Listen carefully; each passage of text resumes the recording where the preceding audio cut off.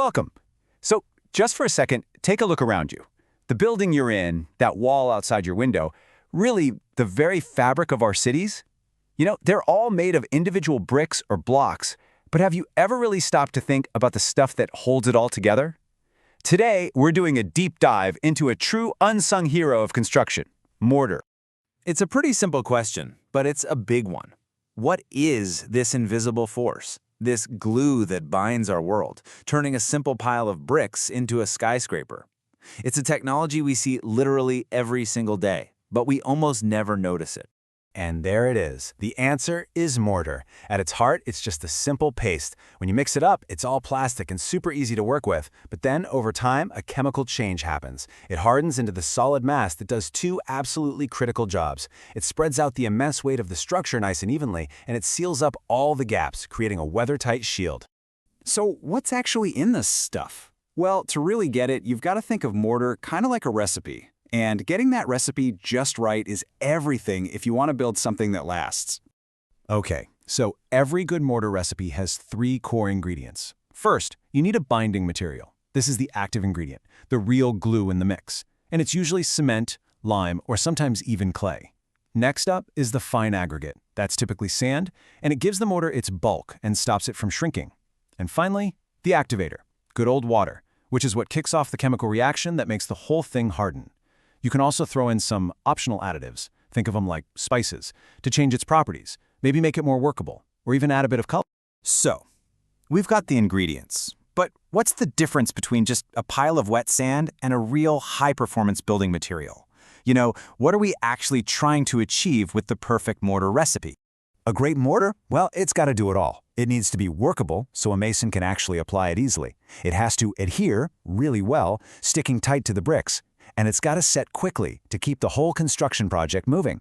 Then, and this is huge, it needs to resist water, stay strong without cracking at the joints, and of course be durable and economical. You get all six of those right, and you've got a structure that'll last for generations. Now, this is where it gets really interesting. See, there's not just one single mortar. It's more like a menu at a restaurant. And depending on the job, like are you building a modern skyscraper or are you restoring an ancient monument, you've got to order the right type. Let's look at the two most common options on the menu. On one side, you've got cement mortar. This is the modern champion, for sure. It's super strong, it's water resistant, and it sets fast. That combination of strength and speed is literally what allowed us to build the modern world. On the other side, you have lime mortar. Now, it's not as strong, but it's way more flexible, and it can breathe. This makes it absolutely essential for historic conservation, because it works with old materials instead of just damaging them. But what if you need strength and flexibility? Well, that's where gauged mortar comes in. By mixing both cement and lime, you get this composite that brings together the raw strength of cement with that great workability of lime. It's a really smart hybrid for when you just can't compromise. And here's another clever one, Surkhi mortar. In this lime-based recipe, you actually swap out the sand for something called Surkhi, which is basically just finely ground burnt clay. This simple switch is kind of ingenious because it's often cheaper than sand and it actually makes the mortar stronger. A real win-win. Okay, but mortar goes way beyond just everyday construction. The technology has evolved to handle some truly extreme missions, with high-tech formulas designed for the most challenging environments you can imagine. First up, for places that face serious heat, you've got fire-resistant mortar. It uses special ingredients like aluminous cement and fire clay, and this makes it engineered to handle the blistering temperatures you'd find in an industrial furnace or even your home fireplace, all without failing. Need a little peace and quiet? Yep, there's a mortar for that. Sound-absorbing mortar uses lightweight, porous stuff like pumice for its aggregate. What this does is it creates a low-density mortar that's full of these tiny air pockets that trap and deaden sound waves. It basically acts like a built-in soundproofing layer right in the wall. So what if the enemy isn't heat or sound, but chemistry? I'm talking about factories and labs where structures are under constant attack from harsh chemicals. The answer is chemical-resistant mortar, a specialized formula that's picked to act like a shield, resisting attacks from acids and other nasty corrosive stuff. And finally, we have lightweight mortar.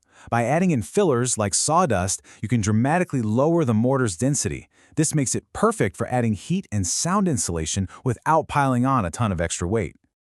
So, as you can see, that gray stuff between the bricks, it is so much more than just mud.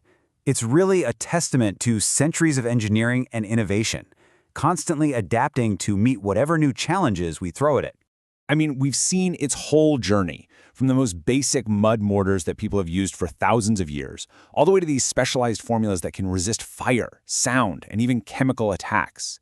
It's this quiet, adaptable technology that literally provides the foundation and the framework for our world. So, I'll leave you with this thought. The next time you walk past a brick wall, just take a closer look at what's in between. Are you going to see just some gray lines, or are you going to see the story of strength, of chemistry, and of the quiet, unsung hero holding our world together? Thanks for tuning in.